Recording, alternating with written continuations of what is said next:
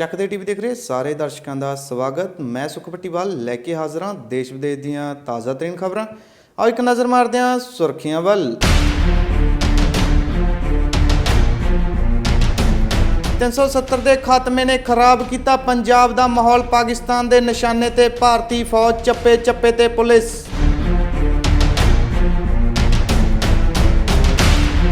ਮੋਦੀ ਸਰਕਾਰ ਤੇ ਉਲਟਾ ਪਿਆ ਧਾਰਾ 370 ਦਾ ਖਾਤਮਾ। ਕਸ਼ਮੀਰ ਮਾਮਲੇ ਨੂੰ ਲੈ ਕੇ ਕਿਸਾਨ, ਮਜ਼ਦੂਰ ਤੇ ਔਰਤਾਂ ਹੋਏ ਇਕਜੁੱਟ, ਕੀਤਾ ਵੱਡਾ ਐਲਾਨ।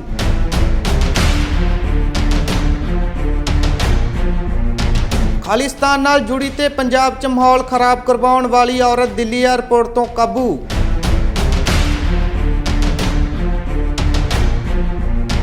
ਸੁਖਬੀਰ ਤੇ ਮਜੀਠੀਆ ਜਾ ਸਕਦੇ ਨੇ ਜੇਲ੍ਹ, ਫੂਲਕਾ ਦੇ ਸੁਰ 'ਚ ਬੋਲੀ ਕਾਂਗਰਸ ਪੱਖੀ ਸਿਆਸਤ।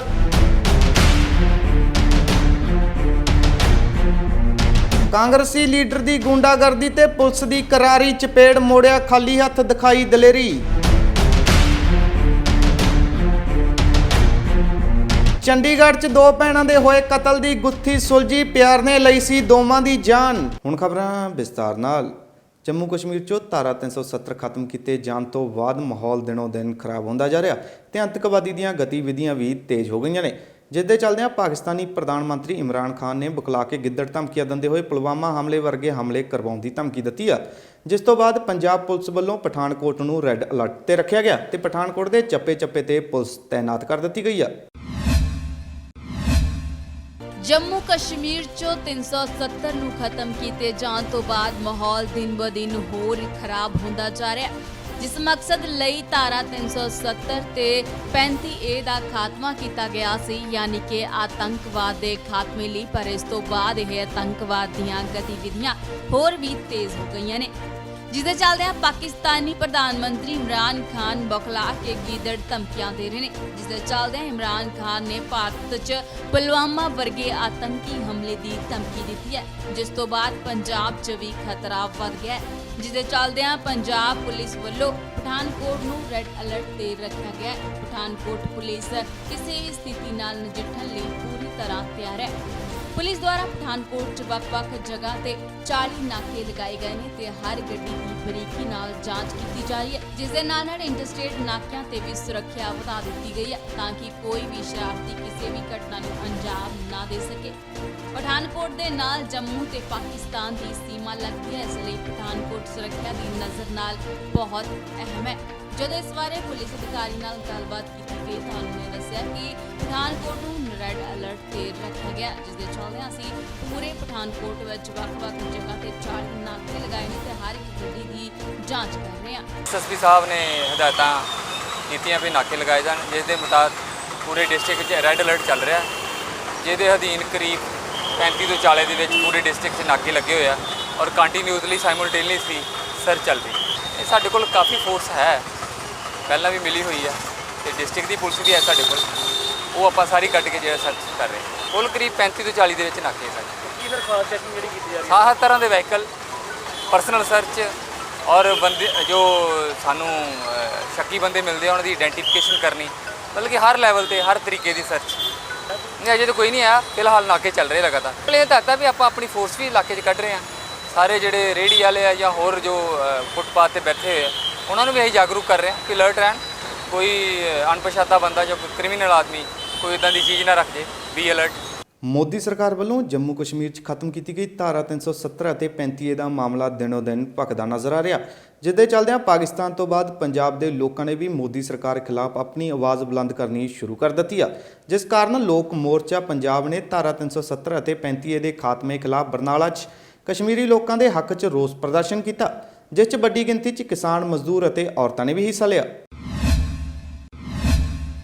ਅੱਤਵਾਦ ਦਾ ਖਾਤਮਾ ਕਰਨ ਲਈ ਮੋਦੀ ਸਰਕਾਰ ਵੱਲੋਂ ਜੰਮੂ ਕਸ਼ਮੀਰ 'ਚ ਖਤਮ ਕੀਤੀ ਗਈ ਧਾਰਾ 370 ਤੇ 35A ਮੋਦੀ ਸਾਹਿਬ ਨੂੰ ਮਹਿੰਗੀਆਂ ਪੈਂਦੀਆਂ ਨਜ਼ਰ ਆ ਰਹੀਆਂ ਨੇ, ਜਿੱਥੇ ਮੋਦੀ ਦੇ ਫੈਸਲੇ ਤੋਂ ਨਾਰਾਜ਼ ਹੋ ਪਾਕਿਸਤਾਨ ਨੇ ਭਾਰਤ ਨਾਲ ਸਾਰੇ ਰਿਸ਼ਤੇ ਖਤਮ ਕਰ ਲਏ ਨੇ, ਉੱਥੇ ਹੀ ਇਸ ਮਾਮਲੇ ਨੂੰ ਲੈ ਕੇ ਵਿਰੋਧੀ ਵੀ ਮੋਦੀ ਸਰਕਾਰ ਨੂੰ ਨਿਸ਼ਾਨਾ ਬਣਾ ਰਹੇ ਨੇ।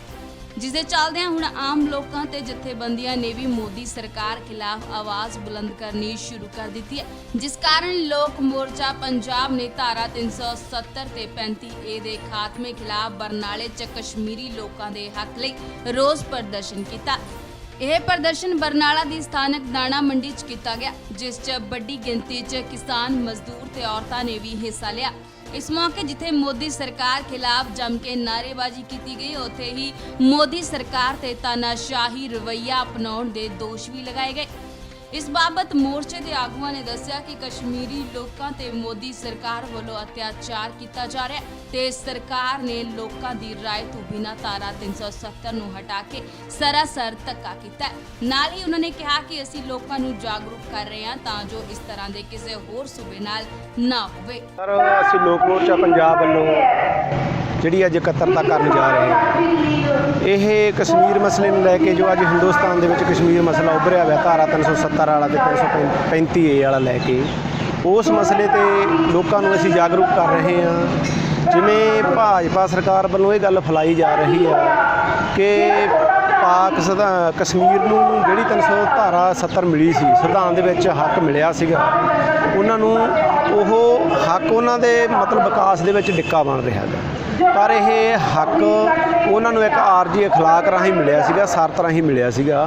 ਨਹਿਰੂ ਤੋਂ ਲੈ ਕੇ ਜਿੰਨੀਆਂ ਵੀ ਹਕੂਮਤਾਂ ਸਾਡੀ ਗੱਦੀ ਦੇ ਉੱਤੇ ਆਈਆਂ ਨੇ, ਉਹਨਾਂ ਲੋਕਾਂ ਨੇ ਸਾਰਿਆਂ ਨੇ ਇਸ ਧਾਰਾ ਨੂੰ ਖਤਮ ਕਰਨ ਦੀ ਖਾਤਰ ਜ਼ੋਰ ਲਾਇਆ। ਚਾਹੇ ਆਰਜੀ ਅਖਲਾਕ ਉਹਨਾਂ ਨੇ ਕੀਤਾ ਸੀਗਾ ਕਿ ਅਸੀਂ ਸੋਨੂੰ ਸਵੈ ਨਿਰਣੇ ਦਾ ਹੱਕ ਜਿਹੜਾ ਉਹ ਦੇਵਾਂਗੇ, ਰਾਇਸਮਾਰੀ ਕਰਾਵਾਂਗੇ, ਇਹ ਕਸ਼ਮੀਰ ਦੇ ਲੋਕ ਫੈਸਲਾ ਕਰਨਗੇ ਕਿ ਉਹਨਾਂ ਨੇ ਭਾਰਤ ਵਾਲਿਆਂ ਨੇ ਰਹਿਣਾ ਜਾਂ ਕਸ਼ਮੀਰ ਵਾਲਿਆਂ ਨਾਲ, ਪਾਕਿਸਤਾਨ ਵਾਲਿਆਂ ਨੇ ਰਹਿਣਾ। ਅੱਜ ਅਸੀਂ ਇਸ ਕਸ਼ਮੀਰ ਮਸਲੇ ਤੇ ਸਾਰੇ ਲੋਕਾਂ ਨੂੰ ਪੂਰੀ ਵਿਆਖਿਆ ਸਹਿਤ ਗੱਲ ਦੱਸ ਸਕੀ ਵੀ ਕਸ਼ਮੀਰ ਦਾ ਮਸਲਾ ਹੈ ਕੀ। ਉਸ ਤੋਂ ਬਾਅਦ ਅਸੀਂ ਕਸ਼ਮੀਰ ਦੇ ਲੋਕਾਂ ਦੇ ਹੱਕ ਦੇ ਵਿੱਚ ਆਵਾਜ਼ ਬੁਲੰਦ ਕਰਨ ਲਈ ਸ਼ਹਿਰ ਦੇ ਵਿੱਚ ਰੋਸ ਮਾਰਚ ਕਰਾਂਗੇ। ਲੋਕਾਂ ਨੂੰ ਦੱਸਾਂਗੇ ਕਿ ਕਸ਼ਮੀਰ ਦੇ ਲੋਕਾਂ ਦਾ ਆਹ ਪਿੰਡਾਂ ਦੇ ਵਿੱਚ ਰਹਿਣ ਵਾਲੇ ਆਹ ਕਿਰਤੀ ਲੋਕ ਅੱਜ ਉਹਨਾਂ ਦੇ ਨਾਲ ਖੜੇ ਨੇ। ਚਾਹੇ ਅੱਜ ਇਕੱਲੇ ਕਸ਼ਮੀਰ ਦੀ ਗੱਲ ਹੈ, ਕੱਲ੍ਹ ਨੂੰ ਇਹ ਪੰਜਾਬ ਦੀ ਗੱਲ ਬਣਨੀ ਆ, ਪਰਸੋਂ ਨੂੰ ਇਹ ਸਿੱਕਮ ਦੀ ਗੱਲ ਬਣਨੀ ਆ, ਆਦਿਵਾਸੀਆਂ ਦੀ ਗੱਲ ਬਣਨੀ ਆ, ਹੋਰ ਸੂਬਿਆਂ ਦੀ ਗੱਲ ਬਣਨੀ ਆ। ਹਕੂਮਤਾਂ ਤਾਂ ਇਹ ਚਾਹੁੰਦੀਆਂ ਨੇ ਕਿ ਸੂਬਿਆਂ ਦੇ ਸਾਰੇ ਅਧਿਕਾਰ ਖੋਹ ਕੇ ਇੱਕ ਹੀ ਸੈਂਟਰ ਦੇ ਵਿੱਚ ਸਰਕਾਰ ਉਭਾਰਨੀ ਆ।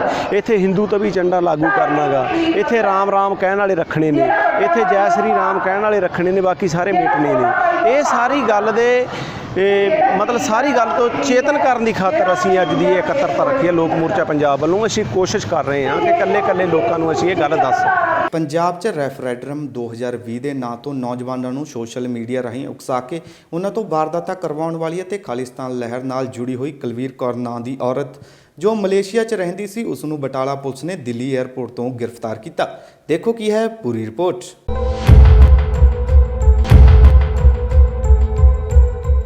ਇਹ ਮਾਸੂਮ ਜਿਹਾ ਚਿਹਰਾ ਜੋ ਤੁਸੀਂ ਆਪਣੀ ਟੀਵੀ ਸਕਰੀਨ ਤੇ ਦੇਖ ਰਹੇ ਹੋ, ਇਹ ਉਹ ਚਿਹਰਾ ਹੈ ਜੋ ਮਾਸੂਮ ਤਾਂ ਹੈ, ਪਰ ਇਸ ਮਾਸੂਮ ਚਿਹਰੇ ਪਿੱਛੇ ਕਾਫੀ ਵੱਡੇ ਰਾਜ਼ ਲੁਕੇ ਹੋਏ ਨੇ ਜੋ ਹੁਣ ਖੁੱਲ੍ਹਣ ਦੀ ਆਸ ਹੈ।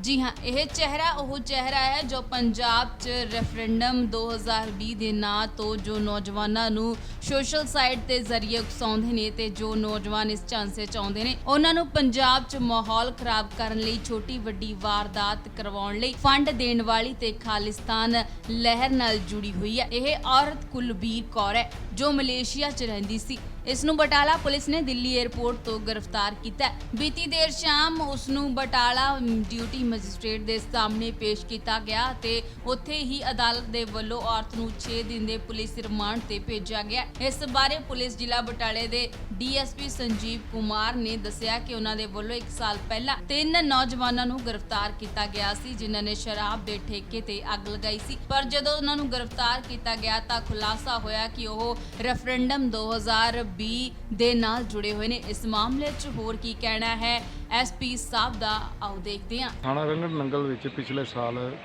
31/5 ਨੂੰ 31/5/18 ਨੂੰ ਕੇਸ ਰਜਿਸਟਰਡ ਕੀਤਾ ਗਿਆ ਸੀ। 46 ਨੰਬਰ ਮੁਕੱਦਮਾ ਸਾਡਾ। ਉਹਦੇ ਵਿੱਚ ਠੇਕਿਆਂ ਨੂੰ ਅੱਗ ਲਗਾਈ ਗਈ, 5 ਕਰਾਈਆਂ 3 ਵਾਲ ਧੰਦੋਈ ਅੱਡੇ ਤੇ। ਉਹ ਮੋਡਿਊਲ ਬ੍ਰੇਕਅਪ ਹੋਇਆ ਸੀ ਜੀ, ਉਹ ਬ੍ਰੇਕ ਕੀਤਾ ਸੀ ਜਿਸਲੇ ਤੇ ਉੱਥੋਂ ਪਤਾ ਲੱਗਾ ਸੀ ਕਿ ਇੱਥੇ ਇਹਦਾ ਲਿੰਕਸ ਬਾਹਰ ਦੇ ਨੇ, ਗੁਰਪਤਵੰਤ ਸਿੰਘ ਪੰਨੂ, ਕੁਲਵੀਰ ਕੌਰ, ਮੰਮਾ, ਮਾਨ ਸਿੰਘ ਐਰਾ ਵਗੈਰਾ। ਉਹ ਇਹਨਾਂ ਨੂੰ ਯੂਥ ਨੂੰ ਮੋਟੀਵੇਟ ਕਰਕੇ 2020 ਰੈਫਰੈਂਡਮ ਦੇ ਲਈ ਮੋਟੀਵੇਟ ਕਰਕੇ ਤੇ ਉਹਨਾਂ ਨੂੰ ਫੰਡਿੰਗ ਕਰਕੇ ਤੇ ਇਹ ਸਾਰਾ ਕਰਵਾ ਰਹੇ ਸੀ। ਉਹਦੇ ਵਿੱਚ ਇਹ ਲੇਡੀ ਨੋਮੀਨੇਟਡ ਸੀ। ਇਹਨਾਂ ਦੇ ਓਪਨ ਐਂਡਡ ਵਾਰੰਟ ਵੀ ਹਾਸਲ ਕੀਤੇ ਗਏ ਸੀ ਅਦਾਲਤ ਵੱਲੋਂ। ਤੇ ਹੁਣ ਇਹ ਮਲੇਸ਼ੀਆ ਤੋਂ ਜਦੋਂ ਇੰਡੀਆ ਆਈ ਹੈ ਤੇ ਅਸੀਂ ਇਹਦੀ LOC ਜਾਰੀ ਕਰਵਾਈ ਸੀ ਤੇ ਉਹ 에ਅਰਪੋਰਟ ਵਾਲੇ ਇਮੀਗ੍ਰੇਸ਼ਨ ਡਿਪਾਰਟਮੈਂਟ ਨੇ ਡਿਟੇਨ ਕਰ ਲਿਆ ਇਹਨਾਂ ਨੂੰ ਤੇ ਉੱਥੇ ਕੱਲ੍ਹ ਰਾਤ ਨੂੰ ਮੈਂ ਜਾ ਕੇ ਤੇ ਉਹਨਾਂ ਤੋਂ ਮੇਰੇ ਹੈਂਡਓਵਰ ਕਰ ਦਿੱਤੇ।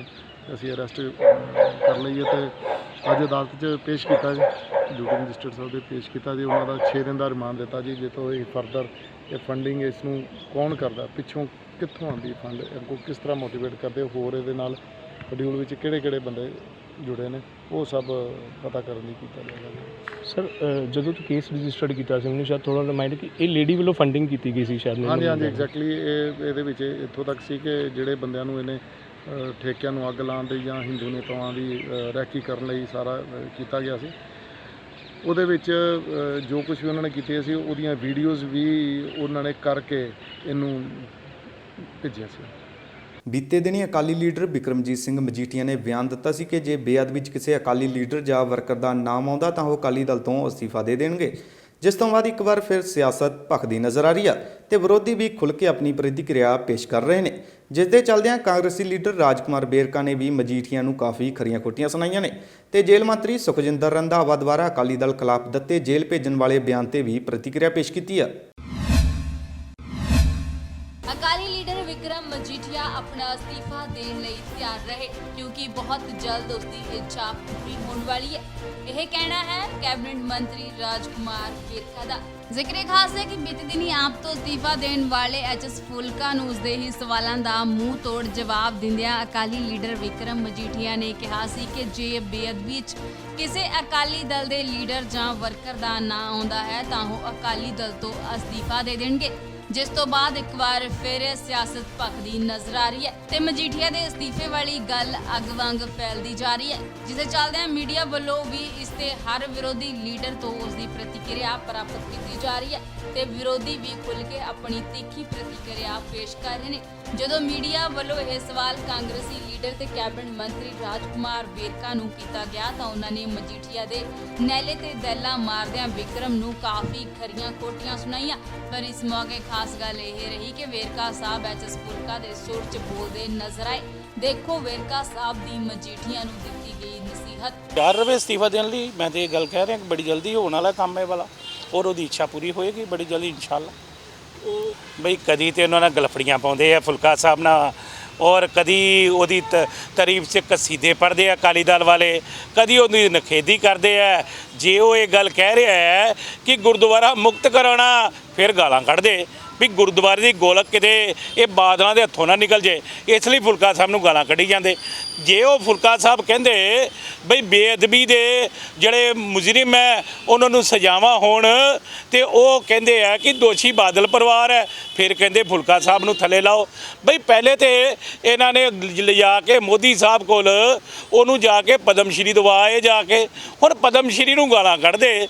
ਮੈਂ ਸਮਝਣਾ ਕਿ ਬਈ ਨਾ ਮਾਤਾ ਸ਼੍ਰੀ ਨੂੰ ਗਾਲਾਂ ਕੱਢੀ ਦੀਆਂ ਨਾ ਪਦਮ ਸ਼੍ਰੀ ਨੂੰ ਗਾਲਾਂ ਕੱਢੀ ਦੀਆਂ, ਇਹ ਚੰਗਾ ਨਹੀਂ ਲੱਗਦਾ। ਲੇਕਿਨ ਮੈਂ ਇਹ ਗੱਲ ਕਹਿ ਰਿਹਾ ਕਿ ਸਿਆਸਤ ਅਕਾਲੀ ਦਲ ਕਰ ਰਿਹਾ, ਕੋਈ ਹੋਰ ਨਹੀਂ ਕਰ ਰਿਹਾ। ਨਾਲ ਹੀ ਉਹਨਾਂ ਨੇ ਬੀਤੇ ਦਿਨੀ ਜੇਲ੍ਹ ਮੰਤਰੀ ਸੁਖਜਿੰਦਰ ਰੰਧਾਵਾ ਦੁਆਰਾ ਅਕਾਲੀ ਦਲ ਖਿਲਾਫ ਦਿੱਤੇ ਜੇਲ੍ਹ ਭੇਜਣ ਵਾਲੇ ਬਿਆਨ ਤੇ ਵੀ ਹੋਰ ਤੇਲ ਪਾਇਆ। ਸਾਨੂੰ ਇਹ ਕਿਹਾ ਕਿ ਕੋਈ ਵੀ ਮੁਜਰਿਮ ਹੋਏ ਉਹ ਬਖਸ਼ਿਆ ਜਾਣਾ ਨਹੀਂ, ਉਹਨੇ ਜੇਲ੍ਹਾਂ ਦੇ ਵਿੱਚ ਜਾਣਾ।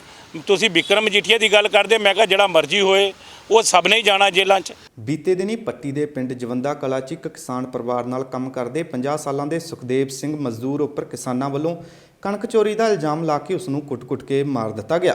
ਸਰਹਾਲੀ ਪੁਲਿਸ ਨੇ ਇਸ ਮਾਮਲੇ 'ਚ 3 ਕਿਸਾਨਾਂ ਖਿਲਾਫ ਮਾਮਲਾ ਦਰਜ ਕੀਤਾ, ਜਿਸ 'ਚ ਸਿਆਸੀ ਦਖਲਅੰਦਾਜ਼ੀ ਕਰਕੇ ਹਲਕਾ ਵਿਧਾਇਕ ਨੇ ਇਸ ਪਰਚੇ ਨੂੰ ਰੱਦ ਕਰਵਾਉਣ ਦੀ ਕੋਸ਼ਿਸ਼ ਕੀਤੀ ਸੀ, ਪਰ ਪੁਲਿਸ ਨੇ ਉਸ ਨੂੰ ਕਰਾਰੀ ਚਪੇੜ ਮਾਰਦਿਆਂ ਕੇਸ ਰੱਦ ਕਰਨ ਤੋਂ ਜਵਾਬ ਦੇ ਦਿੱਤਾ।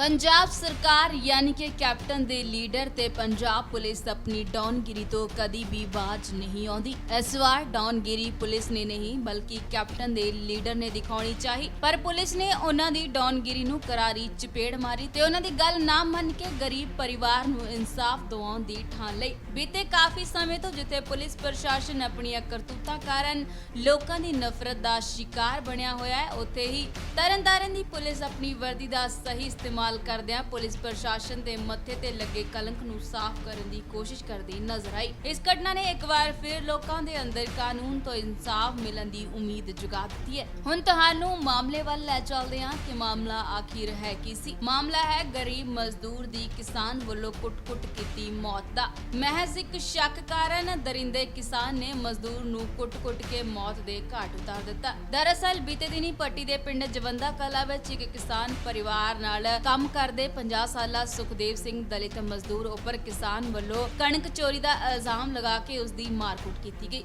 ਜਿਸ ਕਾਰਨ ਉਸ ਦੀ ਮੌਤ ਹੋ ਗਈ ਅਤੇ ਸਰਹਾਲੀ ਪੁਲਿਸ ਨੇ ਇਸ ਮਾਮਲੇ ਵਿੱਚ 3 ਕਿਸਾਨਾਂ ਸਤਵੀਰ ਸਿੰਘ, ਨਿਰਵੈਲ ਸਿੰਘ ਅਤੇ ਬਲਰਾਜ ਸਿੰਘ ਖਿਲਾਫ ਮਾਮਲਾ ਦਰਜ ਕਰ ਲਿਆ ਸੀ, ਜਿਸ ਵਿੱਚ ਸਿਆਸੀ ਦਖਲ-ਅੰਦਾਜ਼ੀ ਕਰਕੇ ਹਲਕਾ ਵਿਧਾਇਕ ਨੇ ਇਸ ਪਰਚੇ ਨੂੰ ਰੱਦ ਕਰਵਾਉਣ ਦੀ ਕੋਸ਼ਿਸ਼ ਕੀਤੀ ਸੀ। ਪਰ ਤਰਨਤਾਰਨ ਦੇ ਐਸਐਸਪੀ ਵੱਲੋਂ ਪਰਚਾ ਰੱਦ ਨਾ ਕੀਤੇ ਜਾਣ ਨੂੰ ਲੈ ਕੇ ਅੱਜ ਵੱਡੀ ਗਿਣਤੀ ਵਿੱਚ ਕਾਂਗਰਸੀ ਵਰਕਰਾਂ ਨੂੰ ਨਾਲ ਲੈ ਕੇ ਹਲਕਾ ਵਿਧਾਇਕ ਪੱਟੀ ਹਰਮਿੰਦਰ ਸਿੰਘ ਗਿੱਲ ਤਰਨਤਾਰਨ ਦੇ ਐਸਐਸਪੀ ਦਫ਼ਤਰ ਪੁੱਜੇ, ਜਿਸ ਵਿੱਚ ਪਰਚਾ ਰੱਦ ਕਰਨ ਲਈ ਦਬਾਅ ਬਣਾਇਆ ਜਾ ਰਿਹਾ। ਦੇਖੋ ਵੀਡੀਓ।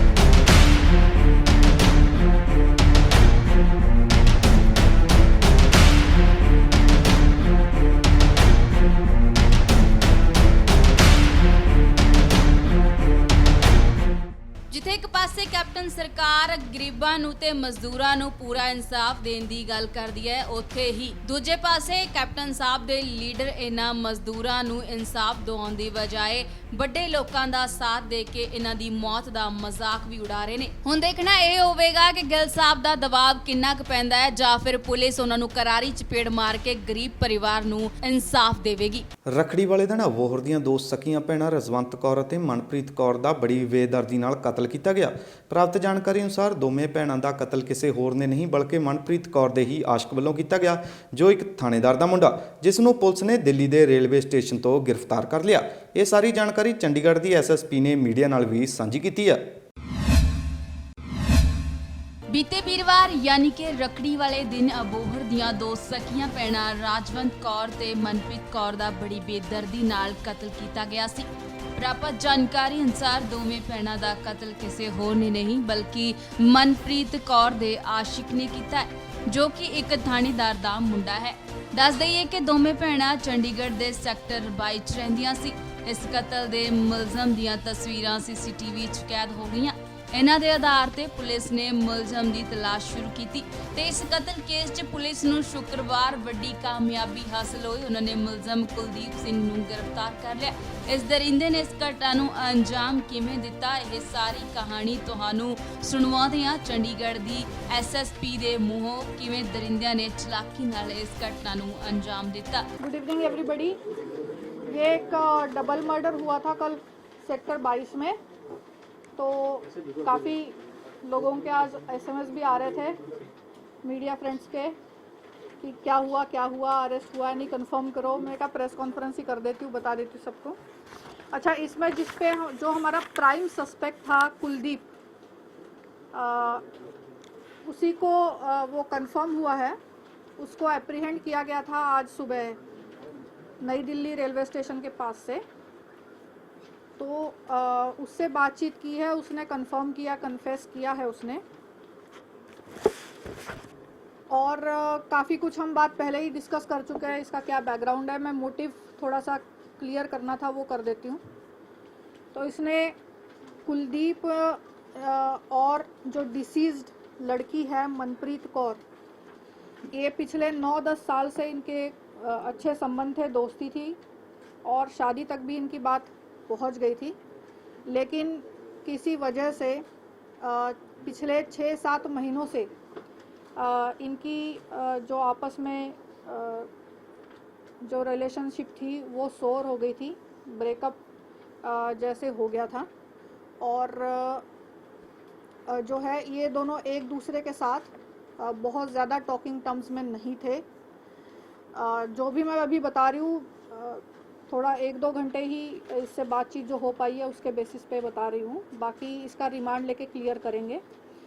बट पिछले 6-7 महीने से वो जो डिसीज़ लड़की है वो इसको कुलदीप अक्यूज को रिस्पॉन्ड नहीं कर रही थी ठीक से, जिसकी वजह से कुलदीप बहुत ज़्यादा जेलस फील कर रहा था और कुलदीप को शक था कि मनप्रीत जो है किसी और के साथ रिलेशनशिप करके शादी के बारे में सीरियस हो रही है।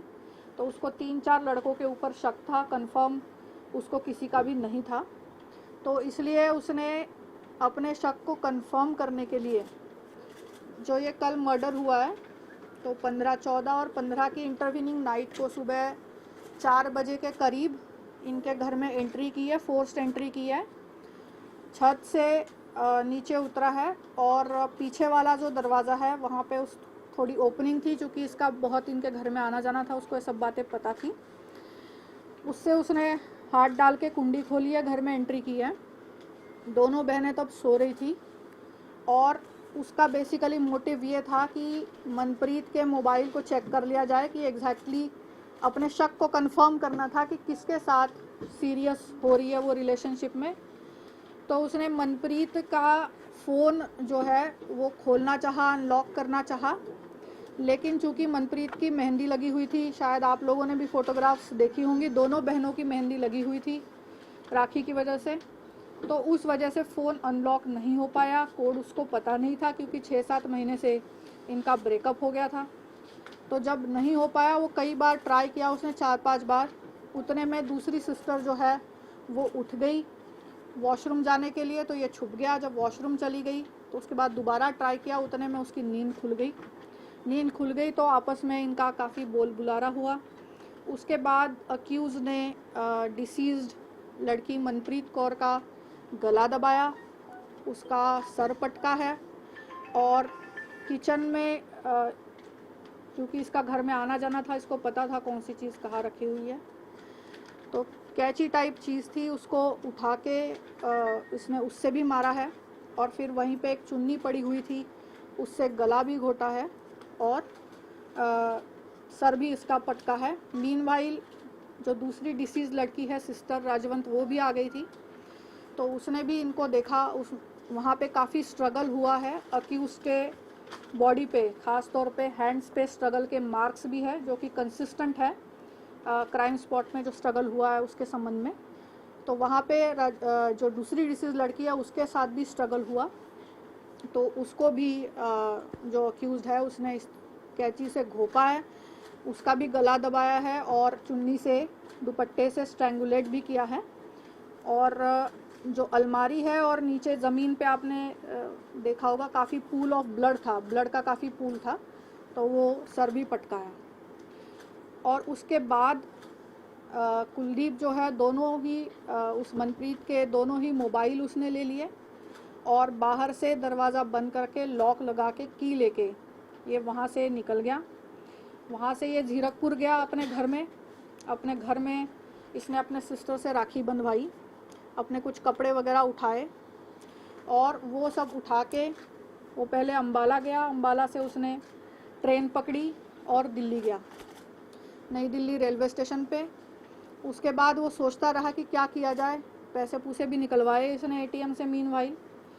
तो जब इसको कुछ समझ नहीं लगी तो ये वहीं पे रुक गया। मीनवाइल उसने अपने किसी दोस्त को कांटेक्ट किया, तो हम कंटिन्यूसली उसकी मॉनिटर कर रहे थे, सीडीआर भी हमने चेक कर रहे थे। तो उसमें हमें ये लीड मिली कि शायद वो नई दिल्ली रेलवे स्टेशन के आसपास हो सकता है।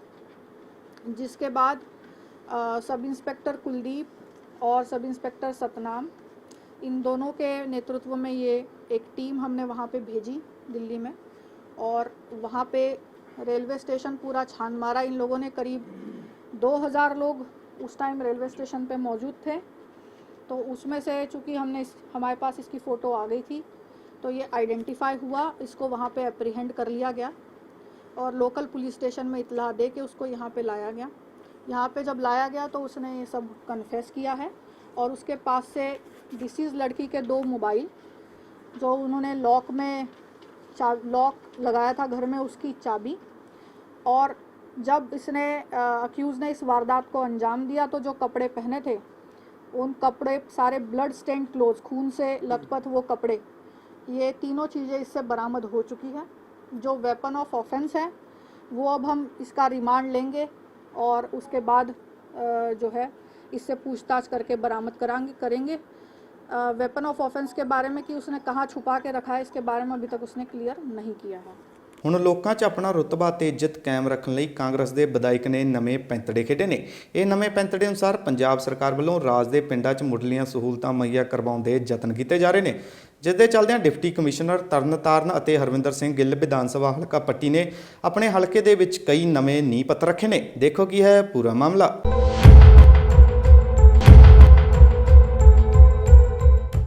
ਜਿਵੇਂ ਕਾਂਗਰਸ ਸਰਕਾਰ ਦਾ ਕਾਰਜਕਾਲ ਖਤਮ ਹੁੰਦਾ ਜਾ ਰਿਹਾ ਉਵੇਂ ਕਾਂਗਰਸ ਆਮ ਲੋਕਾਂ ਸਾਹਮਣੇ ਆਪਣੀ ਖਰਾਬ ਹੋਈ ਛਵੀ ਨੂੰ ਠੀਕ ਕਰਨ ਦੇ ਲਈ ਪੂਰਾ ਜ਼ੋਰ ਲਗਾ ਰਹੀ ਹੈ ਤਾਂ ਜੋ ਆਉਣ ਵਾਲੇ ਸਮੇਂ 'ਚ ਇਹਨਾਂ ਦੀ ਛਵੀ ਲੋਕਾਂ ਸਾਹਮਣੇ ਸੁਧਰ ਜਾਵੇ ਤੇ ਲੋਕ ਇਹਨਾਂ ਨੂੰ ਵੋਟ ਪਾਉਣ। ਇਹ ਲੀਡਰ ਵੋਟਾਂ ਵਟੋਰਨ ਲਈ ਕਿਸੇ ਵੀ ਹੱਦ ਤੱਕ ਜਾ ਸਕਦੇ ਨੇ। ਹੁਣ ਲੋਕਾਂ 'ਚ ਆਪਣਾ ਰੁਤਬਾ ਤੇ ਇੱਜ਼ਤ ਕਾਇਮ ਰੱਖਣ ਲਈ ਕਾਂਗਰਸ ਦੇ ਵਿਧਾਇਕ ਨੇ ਨਵਾਂ ਪੈਂਤੜਾ ਖੇਡਿਆ।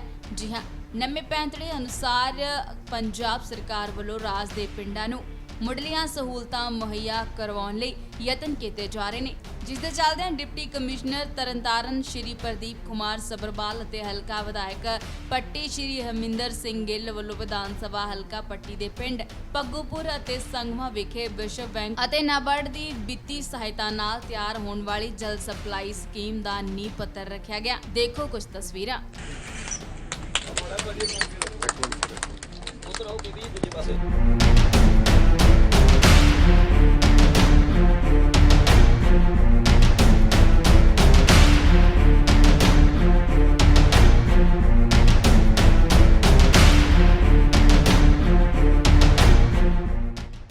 इस मौके अपने आप ही मियाँ मिठू बनते हुए हल्का विधायक पट्टी हरमिंदर सिंह गिल ने दसिया कि पिंड पग्गूपुर विखे 38 लाख रुपए नाल तैयार होने वाली जल सप्लाई स्कीम नाल पिंड दे 334 घरां नूं पानी पीण लई मुफ्त मिलेगा। अपनी तारीफ च होर की कहना है विधायक साहब दा, देखो ते सुनो। देखो असी बड़ी देर तो यतनशील सी कि साडे जिहड़े हलके दी पानी दी समस्या घੱਟੋ ਘੱਟ साफ पानी दी ਉਹ हल कीती जावे। ਸਾਡੇ ਹਲਕੇ ਦੇ ਕਾਫੀ ਪਿੰਡਾਂ ਦੇ ਪ੍ਰੋਜੈਕਟ ਪਾਸ ਹੋਏ ਨੇ, ਜਿਵੇਂ ਇਸ ਪਿੰਡ ਦੇ ਵਿੱਚ 38 ਲੱਖ ਦਾ ਹੋਇਆ, ਬਾਕੀ ਵੀ ਤਕਰੀਬਨ ਕੋਈ 3 ਕਰੋੜ ਦੇ ਪ੍ਰੋਜੈਕਟ ਨੇ ਪਾਸ ਹੋਏ ਨੇ, ਬਾਕੀ ਪਾਈਪਲਾਈਨ ਦੇ ਵਿੱਚ ਨੇ। ਅਸੀਂ ਚਾਹੁੰਦੇ ਕਿ ਹਰ ਪਿੰਡ ਦੇ ਵਿੱਚ ਹਰ ਘਰ ਦੇ ਵਿੱਚ ਸਾਫ਼ ਸੁਥਰਾ ਪਾਣੀ ਜਾਵੇ, ਪਾਣੀ ਦੀਆਂ ਬਿਮਾਰੀਆਂ ਖਤਮ ਹੋਣ, ਲੋਕਾਂ ਨੂੰ ਇਹੋ ਜਿਹਾ ਪਾਣੀ ਮਿਲੇ ਜਿਨ੍ਹਾਂ ਕੋਈ ਬਿਮਾਰੀ ਨਾ ਹੋਵੇ। ਇਸ ਕਰਕੇ ਇਹ ਪ੍ਰਬੰਧ ਕਰ ਰਹੇ ਹਾਂ। ਔਰ ਇੱਥੇ ਮੈਂ ਤਾਂ ਇੱਕ ਲੋਕਾਂ ਨੂੰ ਜ਼ਰੂਰ ਅਪੀਲ ਕਰਦਾ ਕਿ ਹਰ ਘਰ ਦੇ ਵਿੱਚ ਟੂਟੀ ਅਸੀਂ ਲਾ ਕੇ ਦੇਵਾਂਗੇ। ਉਹ ਟੂਟੀ ਨੂੰ ਮੇਨਟੇਨ ਰੱਖਣਾ ਤੁਹਾਡਾ ਫਰਜ਼ ਬਣਦਾ ਹੈ ਕਿ ਜਦੋਂ ਪਾਣੀ ਵਰਤਣਾ ਹੈ ਪਰ ਪਾਣੀ ਨੂੰ ਵਰਤੋ ਤੇ ਬਾਅਦ ਟੂਟੀ ਬੰਦ ਕਰੋ। ਔਰ ਅਸੀਂ ਪਿੰਡਾਂ ਵਿੱਚ ਜਿੱਥੇ ਪਾਣੀ ਦਾ ਸਾਫ਼ ਦਾ ਪ੍ਰਬੰਧ ਕਰ ਰਹੇ ਹਾਂ ਉੱਥੇ ਸੀਵਰੇਜ ਦਾ ਪ੍ਰਬੰਧ ਕਰ ਰਹੇ ਹਾਂ। ਪਿੰਡਾਂ ਨੂੰ ਸ਼ਹਿਰਾਂ ਵਰਗੀਆਂ ਸਹੂਲਤਾਂ ਦੇਵਾਂਗੇ ਤਾਂ ਕਿ ਲੋਕਾਂ ਨੂੰ ਸ਼ਹਿਰ ਵੱਲ ਨਾ ਭੱਜਣਾ ਪਵੇ, ਬਲਕਿ ਸ਼ਹਿਰਾਂ ਵਾਲੇ ਲੋਕ ਸਾਡੇ ਪਿੰਡਾਂ ਵਿੱਚ ਆਣ ਕੇ ਰਹਿਣ। ਇਹ ਸਨ ਹੁਣ ਤੱਕ ਦੀਆਂ ਤਾਜ਼ਾ ਖਬਰਾਂ। ਤਾਜ਼ਾ ਤਰੀਨ ਖਬਰਾਂ ਦੇ ਨਾਲ ਫਿਰ ਮਿਲਾਂਗੇ। ਤਦ ਤੱਕ ਲਈ ਮੈਨੂੰ ਦਿਆ ਗਿਆ ਸਤਿ ਸ੍ਰੀ ਅਕਾਲ। ਚੱਕਦੇ ਟੀਵੀ ਨਾਲ ਜੁੜੇ ਰਹਿਣ ਲਈ ਸਾਡਾ ਚੈਨਲ ਸਬਸਕ੍ਰਾਈਬ ਕਰੋ। ਵੀਡੀਓ ਸਭ ਤੋਂ ਪਹਿਲਾਂ ਦੇਖਣ ਲਈ ਬੈਲ ਆਈਕਨ ਤੇ ਕਲਿੱਕ ਕਰਨਾ ਨਾ ਭੁੱਲਿਓ।